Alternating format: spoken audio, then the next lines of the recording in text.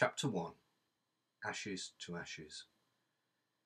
James realised that this was only the third time in nearly 30 years that he had seen his uncle wearing a suit. If black was supposed to make people look slimmer, then it wasn't working in this case.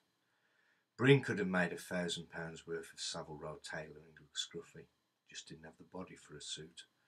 The broad shoulders left the coat looking sort of empty around the middle.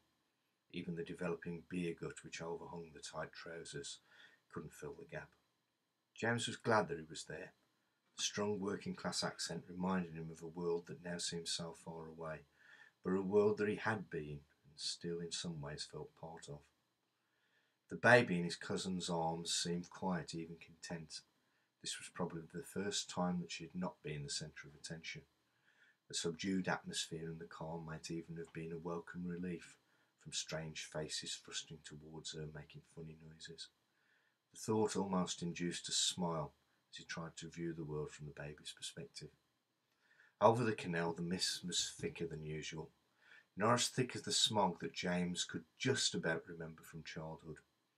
Between the reeds he could make out the shape of a fisherman. He had heard that the canal was fishing well now.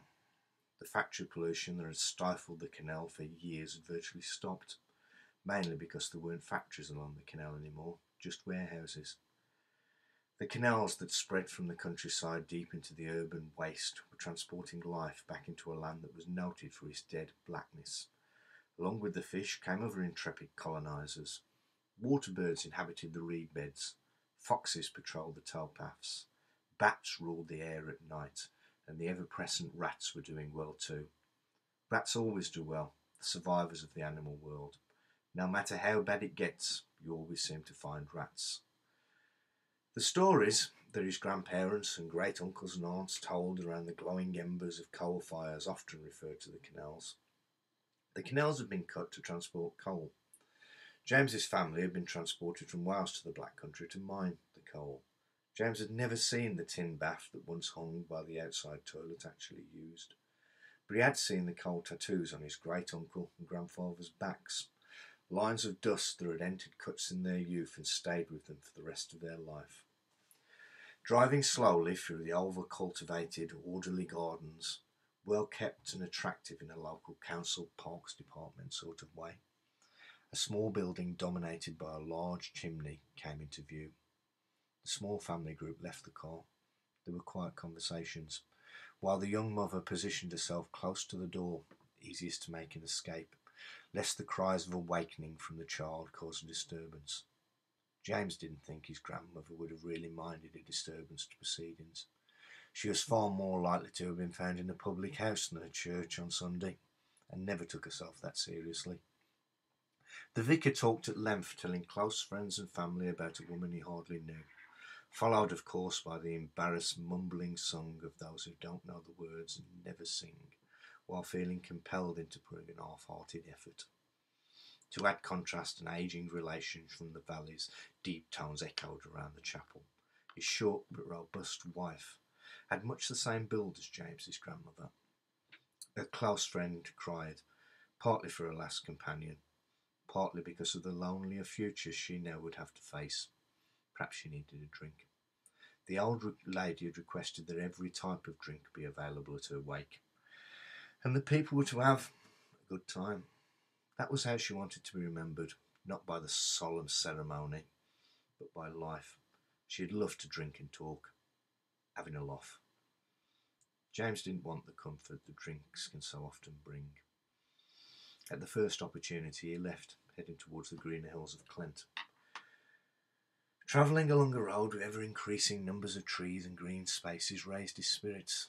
There was sadness, but he almost heard her laughter in the increasingly strong wind. The wide dual carriageway passed a traffic island and reduced to an ever more windy road, eventually to a single-track lane. James had always come to this place when anything good or bad happened. Perhaps it was part of the same longing that had resulted in the intertwined tattoo around his arm.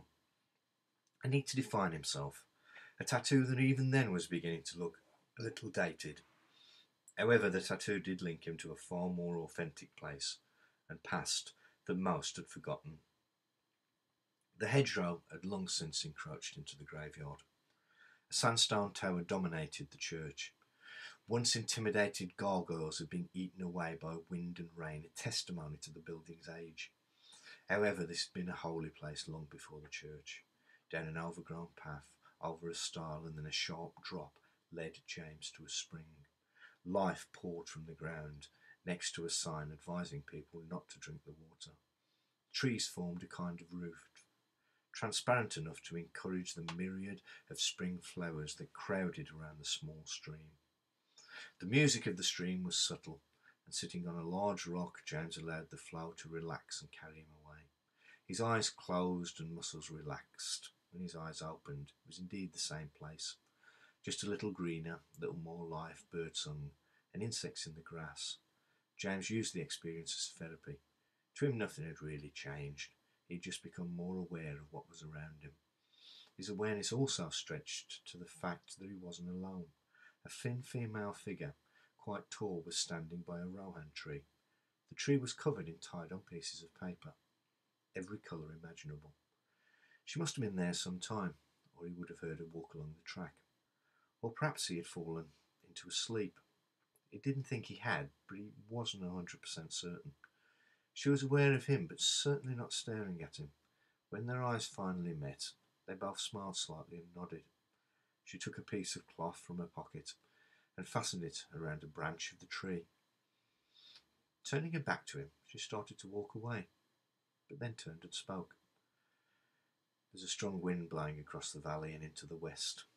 It will carry her home. The voice was strong but quiet. James wanted to speak but just couldn't, like the paralysing nervousness he had felt when being ordered to read in front of the class as a child. She had gone before he could overcome the block that stole his words. The voice of the Red Lady haunted him all through his long journey home, but so did the feeling of calm instilled from the spring. Logic and analysis dominated in the secure, normal environment of James's living room. It was strange how a glass or two of wine could help him return to reality, rather than blur the edges and escape a little from things when they got just that bit too real. He sat back and explained events from a logical perspective. He was wearing a black tie and black trousers. Therefore, it was obvious that he had been to a funeral. The wind blowing into the west, well, she couldn't have known about the family's links to Wales. Perhaps just a statement.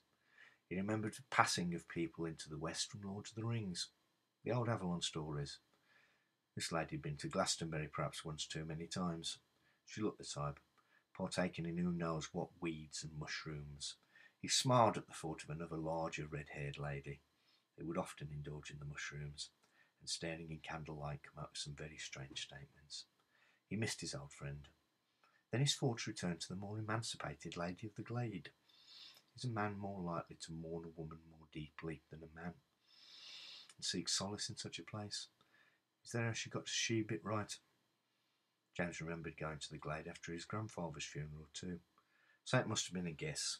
Yes, that was it. Wine and logic, the answer to most things. Immersed in work and inspections, James filed the whole incident under strange things and got on with the endless game of political chess that is management, best defined as the art of devious manoeuvre.